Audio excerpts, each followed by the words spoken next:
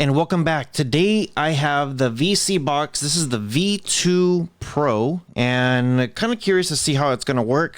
We tested some of these before. I'm going to show you guys some of the specs. It claims it has 32 gigs of storage, 4 gigs of RAM. Yeah, HEVC. Don't put any codecs on here because I'm gonna find it, and if it's lying, 6K HDR10. Okay, well, we'll see. We'll see. Cool. So if you guys are brand new to the channel, please consider subscribing. If you guys are a returning subscriber, welcome back. They also sent me some of these M10 mini keyboards, which I like those mini keyboards for devices like this. So, all right, let's go ahead and open this up and see what we get. So it looks like they're gonna stick with the Formula ripoff look from what it looks like. 4K ultra high def, V2 Pro. Looks like you got two USBs, one's probably 2.0, one's 3.0. TF card slot to expand your storage. And then in the back you have your power, your HDMI, optical AV, and a landline. So let's go ahead and pull some of this stuff out. Now you do have a giant antenna here, and it should be fairly simple. You just put it in here, just screw it on, and that should be pretty much it. So there you go. Kind of funny looking. You do get a power supply, power cable here, which seems decent. Doesn't feel like ultra budget. You do have your standard HDMI cable. I'm going to use my 4K one. And then you also get a user manual. There it is right there. Oh, and before I forget, you get a remote. So this remote actually looks pretty good. It's got YouTube, Netflix, Disney Plus, and Prime Video. And that's probably hard to see right there. So there you go. So it has voice. The remote actually feels really good. No batteries. For the price that you're paying on these things, why is batteries not included? MSRP $800. So however much you bought it for, ask for batteries, because yeah, you need two AAA batteries. We're gonna go ahead and plug this thing in and see if it's any good. So let me know if you guys have tested anything like this or you guys have one. But yes, pretty interesting here. All right, just plugged in the power, and it looks like there's just going to be like a little red light there. Then now it turns color. Nothing fancy. Oh, it says boot. Okay, here we go. So not bad. I wasn't expecting a clock there or anything like that, but it does say boot. We're going to come here to the capture device, and it looks like it is now rolling in. Now this screen comes up, vSeeBox, VC, we enjoy together. I did get a black screen of death where it wasn't doing anything at all for some reason. So I went ahead and just unplugged it and replugged it in. There's a time on this thing, and this is the screen that I was getting before. So it was a black screen like this. Oh, there you go. Now it's launching. So if you do get anything like that, I just recommend unplugging it and replugging it back in. So pretty simple. It says hit left or right once you choose your language. So I'm going to choose the right. It says press and hold the button at the same time. Wait, what? Press OK and the minus button at the same time. And it says remote control successful. I thought it was already successful. So, okay. So you got 1080p. It has 4K options here. 4K, 2K. I've never seen anything like that before. So let's go 4K, 2K, 60 hertz.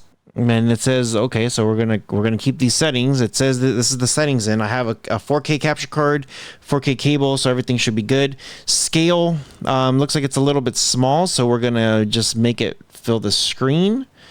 Time zone, so whatever time zone you're in, it normally for whatever reason it defaults to New York. If you click up, you're going to be able to find some of the West Coast states if you are from out here. So there you go, keep that in mind. And then your network. So let's go ahead and connect to the Wi-Fi and then see what we get. So right before we do put the Wi-Fi in, I wanted to show you guys this giant giant keyboard.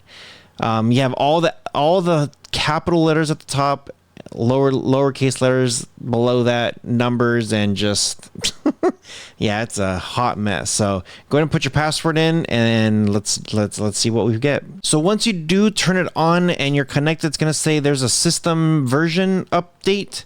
So just hit download and let it do its thing.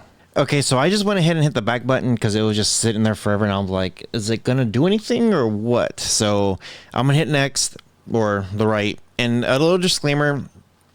Go ahead and read it. and then hit agree.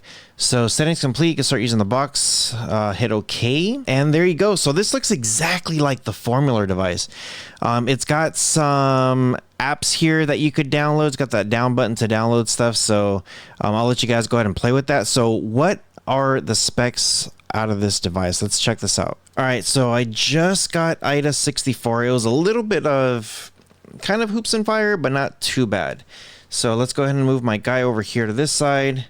System. First thing we see here is vSeeBox V2 Pro.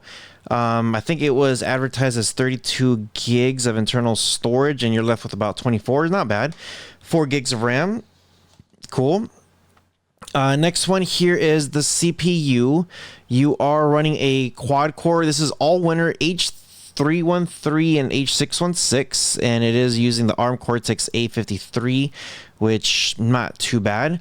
As far as the display goes, so it looks like it's reading native 1920 by 1080p, even though all my stuff is 4K. I have seen this resolution show 4K, but for whatever reason, it's not reading it. So it's gonna give you what it is. So it's gonna be a pretty good 1080p box from what it looks like. As far as your Android goes, it is using Android 10. The device is not rooted. Most important is codecs. Is it going to be able to read all that stuff that we want? So as far as your audio goes, you have your LATM, and it looks like you have your C2 decoder and encoder, along with OMX decoder and also encoder. You also have your 3GPP for the, it looks like quadruplets again, because you got your encoders and coders, AMRWB, your flock, ALA, MLA, MPEG, Opus, RAW, Vorbis. I don't see anything of Dolby sound or anything like that. So as far as video goes, you have your H263, H264, so that's going to be your 4K stuff. 3GPP, HEVC, MPEG-2, VP8, VP9.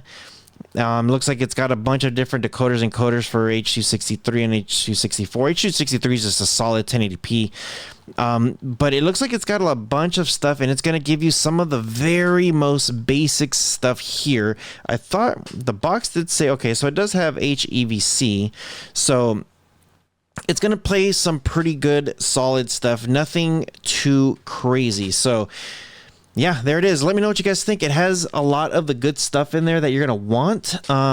For me, I really like to see H264 with all the different styles in there. I like to see the Dolby, DTS HD. I like to see a lot of that stuff.